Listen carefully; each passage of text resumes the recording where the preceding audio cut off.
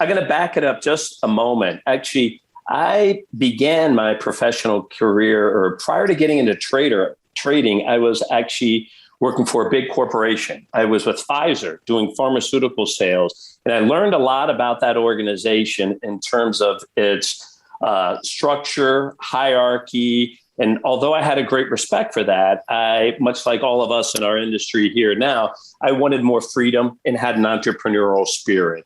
So actually, my brother was a floor trader here at the options exchange, and he was able to, through his relationships, get me on the floor. And quite frankly, I couldn't have timed that any worse. I got in, and by the time I got my quote unquote badge, it was right when the industry started to drastically change. We went into the tech bust. And as we know, floor traders were going extinct, and now they are extinct and they are no longer with us. So I knew that I had to yet reinvent myself again in a very short period of time. So I underwent at least 50 plus informational interviews. I had an affinity and interest towards real estate. I didn't know much about it. I knew that there were opportunities to accumulate great wealth and to have an independence, create a lifestyle which was more in your own terms. So I set off and just started meeting people of all assets of the business, whether they were an architect, a CPA, an appraiser, broker, across all the property types, residential, industrial, retail, office. And I did that for a good couple of years while I was still trading, but knowing that, the shop needed to be closed in the near future. All the while, I knew I needed to invest in myself. So I pursued an MBA at DePaul part-time. So during my days, I would trade early morning. I would go to school at night. And in between there, I would do these informational interviews. And that is something, particularly those that are starting off in the industry. People just naturally like to talk about themselves, I dare say, and their successes. And if you come to them and asking for their help, their insight, they're going to be so willing to, respectfully of their time, to make another connection for you that may benefit you. And so I tangentially went on this path.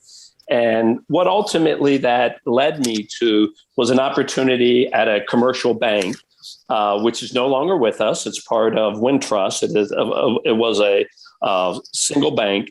And knowing the leadership and the management there, 𝗬𝗲𝗀𝗶𝗵𝗵 and others, they enabled me to have an unconventional role where I was more in the business development side, much like on the residential side of compensation, where I was compensated on the eat what you kill. So in doing that, that enabled me to do things outside of what a normal conventional banker would do, that is on salary and has different responsibilities. So I saw the banking structure of how a conventional bank underwrites, their processes, their systems, understanding regulation.